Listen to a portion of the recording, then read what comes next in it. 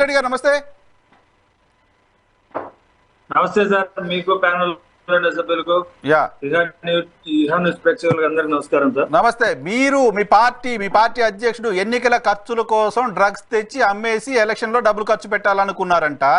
నిజానికి ఫిబ్రవరిలోనే ఈ కంటైనర్ రావాల్సిందంట, రకరకాల కారణాలతో రాలేదంట. ఫిబ్రవరిలోనే కనుక వచ్చి ఉంటే ఈ గొడవేది లేకుండా మీరు అది అమ్మేసి ఎలక్షన్లో 1,00,000 కోట్లు ఖర్చు పెట్టేవాళ్ళంట. ఇంతకుముందు రఫీ గారు చెప్తున్నమాట, తెలుగుదేశం పార్టీ చెప్తున్నమాట, కాసేపటి క్రితం బుచ్చయ్య చౌదరి గారు కూడా ఇదే ఆరోపణ చేశారు. ఏంటి మీ సమాధానం? తెలుగుదేశం పార్టీ ప్రతిరోజు బురద కార్యక్రమం చేస్తూ ఉంటుంది. వాళ్ళ బురద ఎద్దు ఈనిందంటే ఘాట కట్టేరా అని చెప్పే రకం చంద్రబాబు నాయుడు గారు, పవన్ కళ్యాణ్ గారి ఆలోచనలు అలా ఉంటాయి.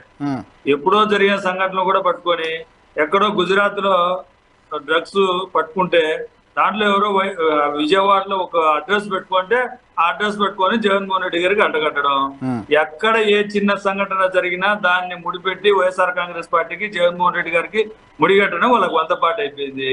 ముందేమో దాంట్లో ట్విట్టర్ లో ఫాలో చేస్తారు, ట్విట్టర్ లో చేస్తారు.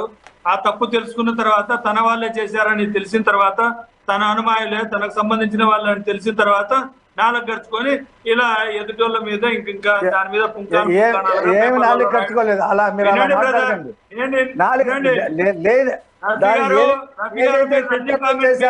దానికే కట్టుబడింది తెలుగుదేశం పార్టీ, దానికే కట్టుబడి ఉంది. ఏమి వెనక్కి తీసుకోలేదు, ఏమి వెనక్కి తీసుకోలేదు. వినండి సార్, రఫీ గారు, మీరు వెనక్కి తీసుకోకుంటే ప్రజలు మిమ్మల్ని చెప్పులతో కొడతారు.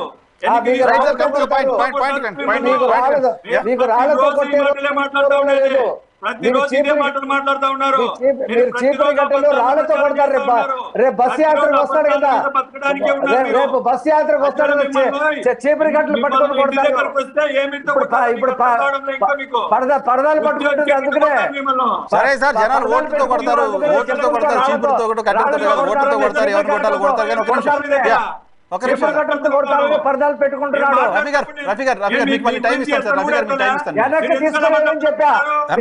ఒక్క మాట చెప్పా, వెనక్కి తీసుకోలేదు. ఏదైతే రాత్రి చెప్పామో దానికి ఇప్పుడు కట్టుబడి ఉన్నాం.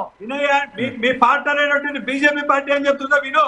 మీ పార్టీ అయినటువంటి బీజేపీ పార్టీ ప్రతినిధి గారు వచ్చి ఏం మాట్లాడతారు విను. ఏం చెప్పాడైనా మాట్లాడండి. ఏటికి వస్తారు మీరు? నాకు అర్థం కాలే. ఏటికి అధికార ప్రతినిధిగా వస్తారు?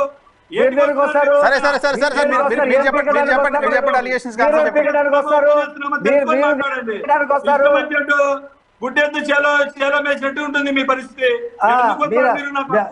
రాష్ట్రాన్ని సర్వనాశనం చేసి, రాష్ట్రాన్ని డ్రగ్ మాఫియా కింద తయారు చేసి, రాష్ట్రాన్ని గంజాయి మాఫియా కింద తయారు చేసి, రాష్ట్రానికి ఉన్నటువంటి ఇమేజ్ అంతా కూడా పాడు చేసి, మొత్తం వరస్ట్ గా చేసి రాష్ట్రాన్ని దోపిడీ చేస్తున్నాడు. బాబాయిని చంపిన దగ్గర నుంచి, కోడి కత్తి దగ్గర నుంచి అన్ని దొంగ పనులే. సొంత చెల్లెళ్ళే చెప్తున్నారు ఇతని గురించి. ఏంటయ్యా హనుమారెడ్డి, ఏంటి హనుమారెడ్డి చెప్పు, ఏంటయ్యా వాళ్ళ చెల్లెళ్ళే చెప్తున్నారు. ఎలాంటి దొంగ, ఎలాంటి హంతకుడు వాళ్ళ చెల్లెళ్ళే చెప్తున్నారు. రక్తంతో తడిసిపోయింది పార్టీ అని చెప్పేసి అంతకులని నిర్ధారించాల్సింది కోర్టులు. అందుకనే సిబిఐని పని చేయకుండా వెనక్కి పంపించాడు. సిబిఐని పని చేయకుండా కర్నూలు వెనక్కి పంపించింది. అందుకే చేతిలో అధికారం ఉందని చెప్పే అదే చెల్లెళ్ళు చెప్తా ఉన్నారు. ఇద్దరు చెల్లెళ్ళు కోడైకి వస్తా ఉన్నారు. రక్తంతో తడిసింది వైసీపీ. అవును, ఎంతసేపు అని చెప్తా. నేను చెప్పమంటావా? నువ్వు అడ్డం రావాకు, నేను చెప్తా. రాత్రి చెప్పారంట, పొద్దున వెనక్కి తీసుకున్నారంట. ఈ తప్పుడు మాటలే చెప్పొద్దు అంటున్నాను. రాత్రి చెప్పింది దానికి కట్టుబడి, రాత్రి చంద్రబాబు నాయుడు గారు చేసిన చుట్టుకే తెలుగుదేశం పార్టీ కట్టుబడింది. వెనకెల్లా దానికే కట్టుబడి ఉంది. మాట్లాడుతున్నాను.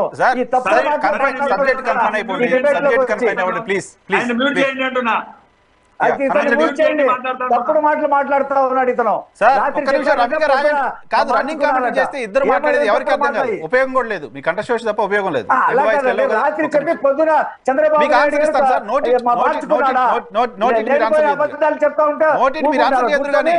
మీరు ఇంకా డిబేట్ లో ఉన్నారు, ఇంకో 20 minutes డిబేట్ ఉంది, మీకు టైం ఇస్తాను, మీరు ఆన్సర్ చేద్దరు కానీ ప్లీజ్. హనుమంత్ రెడ్డి గారు తప్పుడు మాటలు మాట్లాడుతున్నాడు. అదే సార్, మీరు ఆన్సర్ చేద్దరు కానీ, డెఫినెట్లీ మీరు ఆన్సర్ చేద్దరు కానీ. రఫీ గారు, సారీ హనుమంత్ రెడ్డి గారు. ప్రకాశం జిల్లాలో ఒక హత్య జరిగింది. అది ఇద్దరు తెలుగుదేశం కార్యకర్తల మధ్య నాయకుల మధ్య జరిగిన హత్య. దాన్ని తీసుకొచ్చి జగన్మోహన్ రెడ్డి గారికి అంటిస్తారు. ఎప్పుడో జరిగిన చంద్రబాబు నాయుడు గారి హయాంలో జరిగిన వివేకానంద రెడ్డి హత్య, జగన్మోహన్ రెడ్డి గారి మీద జరిగిన హత్య, ఇవి మీ అధ్యక్షుడు తెలుసు ఎర్రపుగులా మాట్లాడుకు నువ్వు రఫీ గారు ఏం భాష మాట్లాడుతున్నారండి? రఫీ గారు ప్లీజ్ సారీ రఫీ గారు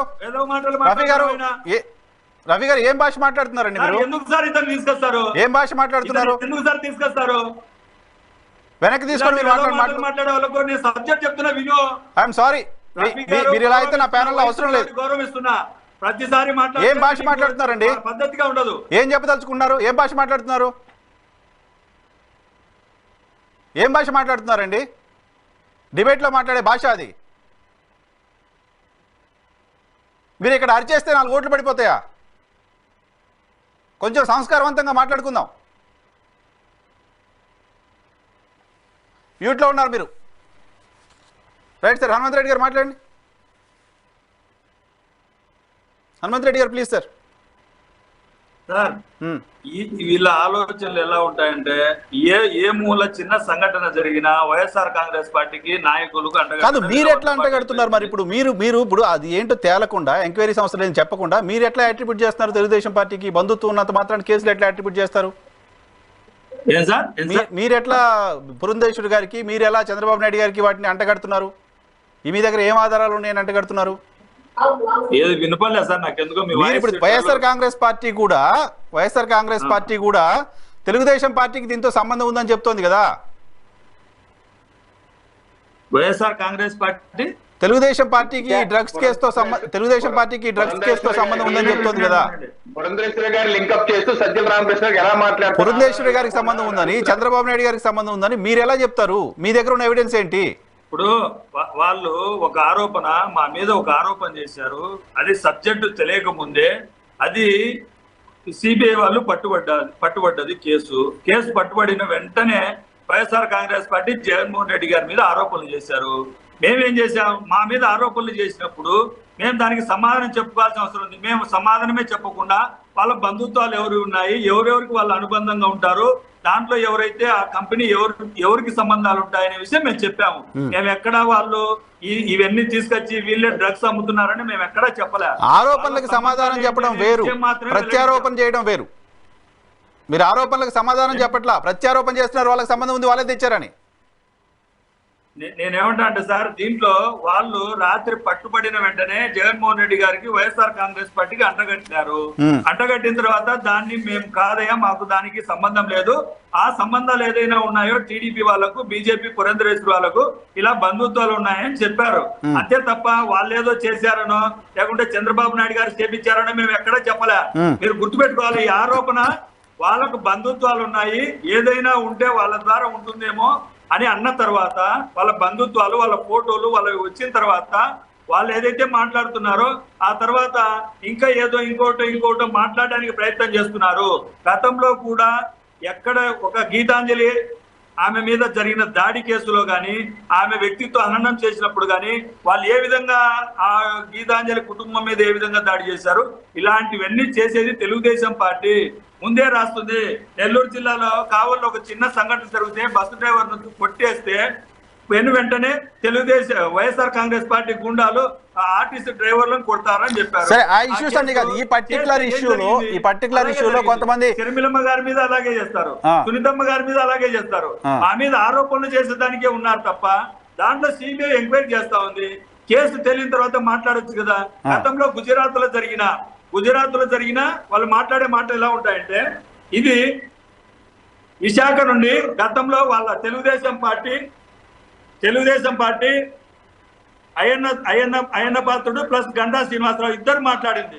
గంజాయి ఆంధ్రప్రదేశ్ నుంచి ఎక్కువ రవాణా అవుతుంది, దీన్ని అరికట్టాలని చెప్పి తెలుగుదేశం పార్టీ హయాంలో ఒక స్టేట్మెంట్ ఇచ్చారు. అవును. సో గంజాయి గురించి మాట్లాడారు, డ్రగ్స్ కాదు కదా, గంజాయి గురించి మాట్లాడారు. నేనేమంటానంటే ఇలా వాళ్ళ హయాంలో జరిగిన డ్రగ్స్ అనేటివి లేకుంటే గంజాయి అనేది ఎవరో దొంగతనంగా చేస్తా ఉంటారు. దాని మీద చర్యలు తీసుకోవాల్సిన ప్రభుత్వాలు అన్ని ప్రభుత్వాలు తీసుకుంటాయి. తెలుగుదేశం పార్టీ ప్రభుత్వం తీసుకుంది, వైఎస్ఆర్ కాంగ్రెస్ పార్టీ ప్రభుత్వం తీసుకుంది. ఇప్పుడు ఇంకా ఎక్కువగా దాని మీద ఒక సంస్థ పెట్టి ఏదైతే పోలీస్ డిపార్ట్మెంట్ ప్రత్యేకంగా పెట్టి అలాంటివి చేయకుండా వైఎస్ఆర్ కాంగ్రెస్ కానీ చంద్రబాబు నాయుడు గారు చెప్తుంది ఏంటంటే సిబిఐ ఎఫ్ఐఆర్ కాపీలో ఉన్నదాన్ని చంద్రబాబు నాయుడు గారు చెప్తుంది ఏంటంటే సిబిఐ అధికారులని రాష్ట్ర ప్రభుత్వానికి సంబంధించిన కొంతమంది అధికారులు వెళ్ళి ఆ ప్రాసెస్ జరుగుతున్నప్పుడు అడ్డగించారో లేకపోతే అక్కడ ప్రాసెస్ డిలే చేసేలా కారణమయ్యారు అంటే దీని వెనక ప్రభుత్వం ఉందనేది ఆయన ఆరోపణ. సార్, చంద్రబాబు నాయుడు గారు రోజు పొద్దున్న లేచి అబద్ధాలు చెప్పడానికే బతుకుతా ఉన్నాడు. ఈ ప్రభుత్వం చేసే మంచి పనులు చేసేదాన్ని చూసి ఓర్వలేక ఏదో ఒక రకంగా బురద జల్లే కార్యక్రమం తప్ప చంద్రబాబు నాయుడు గారు చేసిన ఆరోపణలు ఏ రోజైనా పస ఉందా, న్యాయం ఉందా? ఆయన చేసేదాన్ని బురద జల్లే కార్యక్రమమే. ఆయన ఆరోపణ చేయట్లా. సిబిఐ ఇచ్చిన ఎఫ్ఐఆర్ కాపీని యాజ్ ఇట్ ఈజ్ పోస్ట్ చేశారు. ఆయన చేసిన ఆరోపణ కాదు అది. వాళ్ళే చెప్తున్నారు ఇగో మీరే ఉన్నారంట అని. ఏంటి సార్? సిబిఐ ఇచ్చిన ఎఫ్ఐఆర్ కాపీకి సంబంధించిన వ్యవహారాన్ని ఎఫ్ఐఆర్ కాపీలో ఏముందో ఆయన కోట్ చేస్తున్నారు. ఆయన కొత్తగా చేస్తున్న ఆరోపణ కాదు. దాన్ని బేస్ చేసుకొని మిమ్మల్ని అడుగుతున్నారు ప్రభుత్వానికి సంబంధించిన అధికారులు ఎందుకు పోయి అడ్డగించారు. వాళ్ళ మధ్యన ఎవరు అధికారులకు ఎవరికి ఏ విధమైన తప్పులు జరిగాయో దాని గురించి కూడా ఎంక్వైరీ చేస్తారు. సిబిఐ వాళ్ళు ఎంక్వైరీ చేస్తారు. వాళ్ళు చెప్పిన తర్వాత మాట్లాడదాము. ఆ పోలీసు అధికారులు ఎవరైనా ఉంటే వాళ్ళ మీద కఠినమైన చర్యలు తీసుకొని వైఎస్ఆర్ ప్రభుత్వం కూడా జగన్మోహన్ రెడ్డి గారు కూడా కోరుకుంటా ఉన్నారు. అది తప్పు చేసిన వాళ్ళు ఎటువంటి వాళ్ళైనా శిక్షించడానికి అర్హులు. సిబిఐని ఈ రాష్ట్రంలోకి ఈడీని రాని అని చెప్పి తెలుగుదేశం పార్టీ అసెంబ్లీలో చట్టం చేసింది సార్. సిబిఐని ఈడీని ఈ రాష్ట్రంలోకి రాని అని చంద్రబాబు నాయుడు గారు చట్టం చేశారు. వైఎస్ఆర్ కాంగ్రెస్ పార్టీ దాన్ని ఎత్తేసి సిబిఐని ఈడీని రాష్ట్రంలోకి రావచ్చు, వాళ్ళు స్వతంత్రంగా దర్యాప్తు చేసుకోవచ్చు అని జగన్మోహన్ రెడ్డి గారు దాని మీద వాళ్ళు చేసిన చట్టాన్ని ఎత్తేసారు జగన్మోహన్ రెడ్డి గారు. ఇది గుర్తుపెట్టుకోవాలా. మేము నిజాయితీగా ఉన్నాం కాబట్టి సిబిఐని కానీ ఈడీని కానీ రాష్ట్రంలోకి వచ్చి ఎవరినైనా ఎంక్వైరీ చేయమని చెప్పాము. వాళ్ళు మాట్లాడే మాటలకు ఎలా ఉంటాయంటే వాళ్ళకి అవసరమైనప్పుడు సిబిఐ ఈడీ ఈ రాష్ట్రంలోకి రావద్దు, భారతీయ జనతా పార్టీ మీద వాళ్ళు దుమ్మెత్తి పోసినప్పుడు ఈ రాష్ట్రంలోకి కేంద్ర ప్రభుత్వ సంస్థలు ఏవి రాకూడదు. వాళ్ళు కలిసిపోయిన తర్వాత ఇప్పుడు సిబిఐ సరే మీరు రమ్మన్న సిబిఐ, మీరు తెచ్చుకున్న సిబిఐ, మీరు యాక్సెప్ట్ చేసిన సిబిఐ అక్కడ అధికారులు ఇబ్బంది పెట్టారని చెప్తుందంట. నేనేమంటా అంటే సార్, ఇప్పుడు BJP party TDP party alliance లో ఉన్నాయి, జనసేన పార్టీ అలయన్స్ లో ఉన్నాయి. వాళ్ళ ప్రభుత్వ ఆధీనంలోనే కదా సిబిఐ ఉండేది. సిబిఐ ఎంక్వైరీ చేయమని చెప్పండి. ఎవరు తేలితే దోషులు తేలిపోకండి. నేను స్వచ్ఛందంగా కోరుకుంటున్నాం కదా. మేము ఎక్కడ కూడా ఇంకొకటి చేయమని చెప్పేది లేదు కదా.